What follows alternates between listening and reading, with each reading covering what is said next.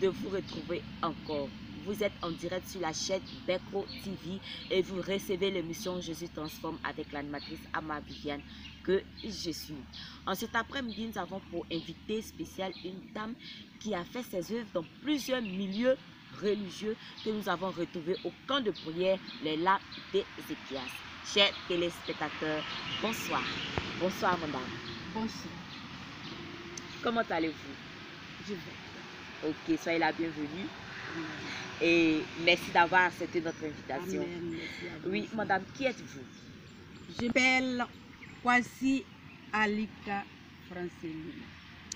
Alika, qu'est-ce que vous faites dans la vie? Je suis chantre de l'Éternel. Planteur. Ok. Et vous fréquentez quelle confession religieuse? Je suis à Beko. Ok. Ça fait combien de temps que vous fréquentez cette confession religieuse? Bon, cela me fait 8 ans que je fréquente Cette confession religieuse. Ok, chers téléspectateurs, je rappelle encore que le camp de prière Les Lames d'Ézéchias est situé à Abengourou, précisément sur l'As Abengourou à Nibleko. Madame Alika, et qui est le leader de cette confession religieuse? Bon, le leader de cette confession religieuse, c'est prophète Élisée. Ok. Et comment avez-vous fait votre rencontre? Bon, notre rencontre comme ça, un jour, j'étais dans le marché de l'Obicro. Je vendais mon manioc, une c'était de bananes. Et tout d'un coup, à ce moment-là, j'ai entendu parler d'un prophète, d'un HKB là-bas. Et vraiment, ma soeur, ce prophète-là, si tu pouvais aller là-bas, ça allait être bon pour toi. On parle beaucoup de lui. On dit, oh, son Dieu parle. Sur le champ, j'ai abandonné tout ce que je vendais. Waouh! Parce que, sérieusement, je souffrais. Je souffrais. Mais je savais pour avoir la paix. Parce que je me dis quoi? Les gens ne disent pas la vérité. Donc je ne sais pas quel prophète ou quel pasteur je vais croiser pour pouvoir décharger mon fardeau, pour que je sois heureuse. Donc comme ça, quand elle m'a dit, j'ai dit bon, allons, tu vas aller me montrer le lieu.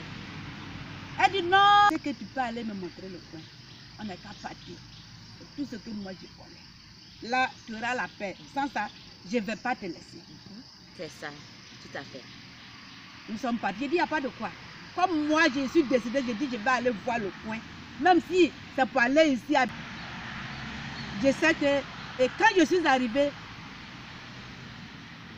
je savais, parce que mon cœur me disait que si je viens là-bas, j'aurai la paix. Donc de là, on s'est séparés. Je suis partie à la maison. Et elle m'a dit, c'est le samedi, il fait le grand culte. Et le dimanche, ce sont les anciens de quartier. Et la nuit, j'ai prié un peu. Mais pendant ce temps-là, je n'allais pas à l'église. Je n'allais pas à l'église. Au fait, Parce que tout ce que je les croisais n'était pas dans la vérité. Les églises ne me disaient rien. Quand ma mère vient à la maison, qu'elle va à l'église, qu'elle vient, elle dit, ma fille, voilà ce qu'ils ont donné là-bas comme évangile. J'ai dit, oui, j'ai compris. Mes soeurs viennent me trouver à la maison. Et il y a prié là-bas. Il y a un homme de Dieu là-bas. J'ai dit, j'ai compris. On n'est qu'à partir, j'ai dit, oui, j'ai compris. Mais le jour J, je ne vais pas. Donc j'étais là. Le lendemain était samedi. À 4 h du matin, je me suis levée. Je me suis lavée. Et j'attendais. En tout cas, tout ce que, à mon arrivée, tout ce que les gens faisaient là-bas, je faisais aussi. Je les aidais à faire. Parce que je me disais quoi? C'était le là.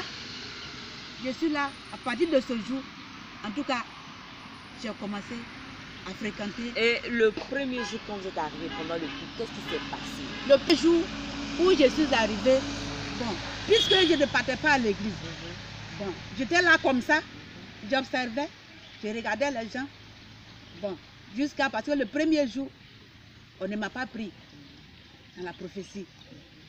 On n'a rien dit sur ma vie. Mais cela ne m'a pas découragée. J'avais encore la foi parce que je savais que quelque chose de grand, quelque chose de merveille, quelque chose de bon allait se passer à ma vie. Donc, on a fini, je suis venue à la maison. Je suis venue toujours en joie. Toujours en joie. Moi-même, je ne savais pas pourquoi. Je ne savais pas pourquoi. Quelqu'un qui ne va pas à l'église, qui ne fréquente pas les églises, qui se foutait de l'église.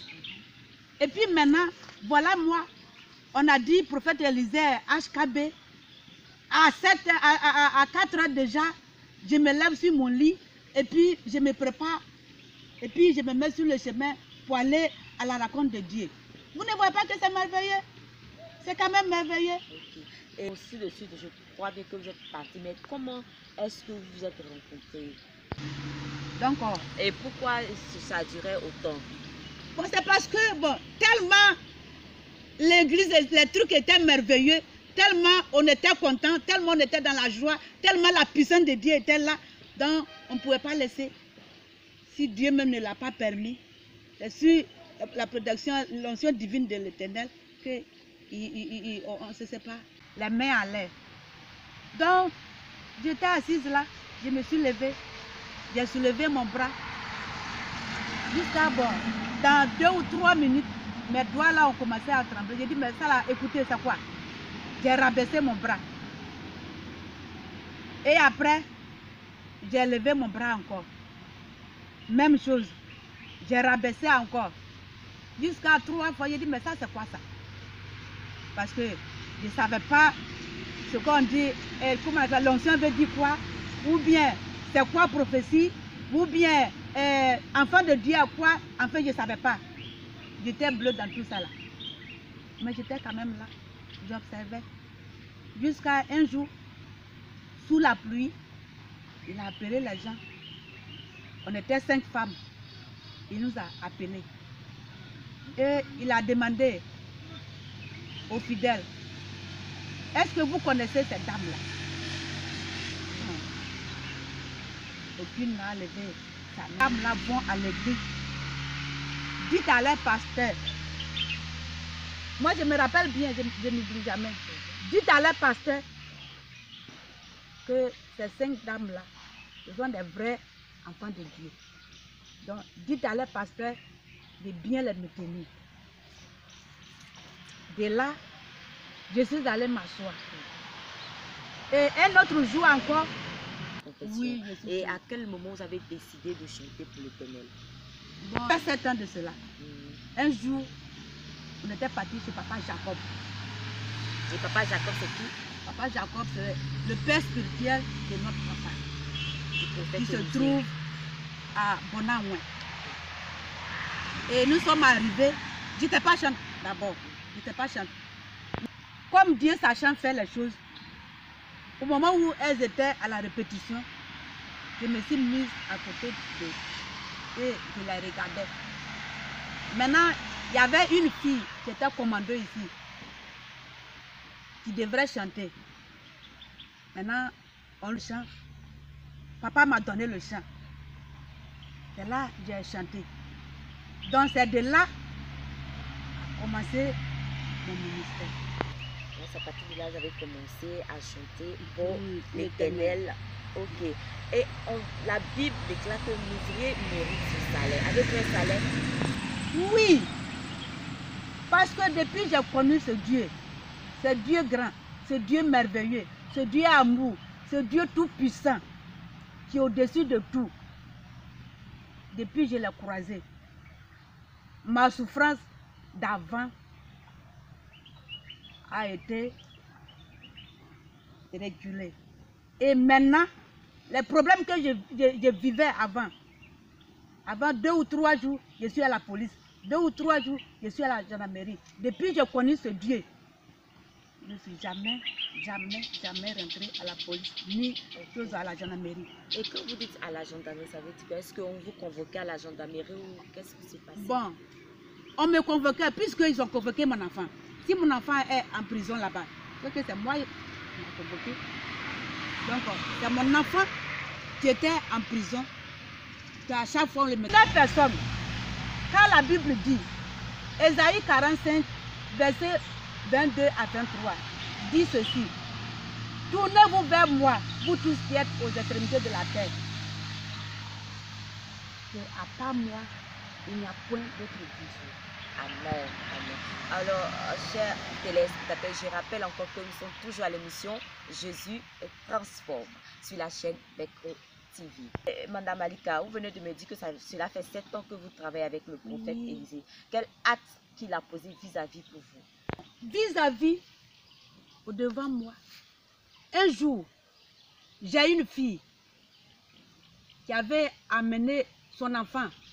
Il était mort, vraiment mort comme on le dit. Et par la puissance de Dieu et par le pied du Saint-Esprit, Dieu est passé dans son prophète et il lui a donné la puissance, l'onction qui guérit, l'onction qui ressuscite, et par sa puissance, l'enfant est ressuscité. Ok, Madame Malika, vous m'avez aussi dit que cela voudrait dire que vous êtes encore ancienne, plus ancienne. Amen. Ok, et les autres? Les autres se sont dispersés. Pourquoi? Bon, ils se sont dispersés parce que, bon, dans d'autres cas, d'autres sont jaloux, d'autres sont hypocrites. Et je peux dire qu'ils sont tous hypocrites. Ils n'ont pas reconnu les bienfaits de l'Éternel. Et ils n'avaient pas la foi. Parce que si tu as la foi, comme je suis, comme je sais qu'il pleut ou il neige, c'est pourquoi je suis arrivé ici, ma situation s'est décantée. Et déjà, c'est décanté. Parce que cette année 2020 est la fin de ma souffrance. Madame Malika, pensez-vous que ceux qui sont partis pourront revenir un jour? J'ai la foi qu'ils pourront revenir. Et pourquoi? Pourquoi pensez qu'ils pourront revenir un jour? Parce que mon Dieu est Dieu. Dieu peut tout faire. Dieu peut tout faire. C'est par là. C'est pourquoi ils ne peuvent pas venir. Eux-mêmes savent que Dieu est ici, que Dieu utilise son serviteur puissamment, que s'ils arrivent ici, leur situation sera décantée. Et ça se décante même. Okay. Et pense que le prophète, si cela revenait un jour, il pourra les accepter? Amen. Si cela arrive, ça sera une fête incomparable, une joie à la dimension de Jésus-Christ. Je sais. Et pourquoi ça sera une joie? Puisque parce que vous avez dit tout à l'heure qu'ils sont hypocrites, et puis un hypocrite il revient, et du coup ça sera une joie. Si toi-même tu sais que j'ai fait du mal à cet homme, que si je vais là-bas, il ne va pas me recevoir, et que tu vas et que la personne te reçoit, que diras-tu de lui? Tu vas te demander, mais cet homme est comme moi-même, avec tout ce que j'ai fait. Mais je suis venu vers lui. Il ne m'a pas chassé, il ne m'a pas insulté, il m'a reçu. Donc en cela, pourquoi pas? La joie ne va pas t'animer.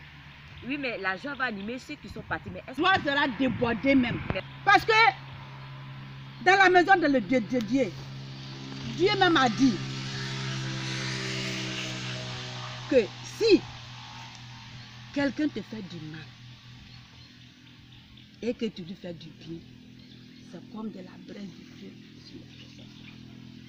Et comme Élisée, le prophète Élisée, il est ouvert à tout le monde. C'est un homme envoyé pour aider ses enfants. Mais hypocrite que nous sommes, jaloux que nous sommes, c'est pourquoi il arrive des fois, on se retire et on cherche les choses du monde. Alors que les choses du monde ne peuvent rien aboutir. Si ce n'est pas Jésus-Christ, c'est Jésus, c'est Dieu qui a créé le diable. C'est Dieu qui a créé Satan. C'est Dieu qui a créé le sorcier. Mais si tu mets ta foi en bois ou bien en caillou, que pourras-tu te faire? Ok, Madame Alita, que dites-vous de ceux qui parlent mal du prophète? Non, peut-être. Écoutez, tous ceux qui parlent mal du prophète Élisée, ils sont jaloux. Ils sont jaloux de son action. Parce que Dieu l'a oint. Parce que par lui, Dieu fait des miracles. Il fait de grandes choses. Il ressuscite des hommes. Il ressuscite des boiteux. Les aveugles voient. Ceux qui ne gagnent pas enfants, enfantent. Ceux qui ne travaillent pas, travaillent. Mais pourquoi pas? Et c'est tout le monde qui mérite cela. C'est pas tout le monde. Ils sont jaloux. C'est la jalousie. Prophète Élisée. Mais moi, c'est mon prophète. Mon prophète, c'est mon prophète. C'est mon papa bien-aimé qui me soutient en prière tout nuit et jour. Que par sa grâce, par sa puissance, j'ai pu aujourd'hui me taire, je ne pleure plus. Et je me dis toujours que, ouais, à l'heure où je suis, aucun ennemi, aucun sorcier ne pourra m'effrayer encore. Donc, je sais, ayez la foi et ayez la patience en Dieu, parce que en Dieu, c'est la patience. Toute chose, c'est la patience. Si tu veux obtenir dans la main de Dieu, il faut être patient. Dans cela, tu pourras obtenir ce que tu cherches. Ok, chers téléspectateurs, nous allons finir notre émission en vous disant au revoir à jeudi prochain à la même heure. Que Dieu vous bénisse. Amen. Merci à vous aussi. Que Dieu vous bénisse.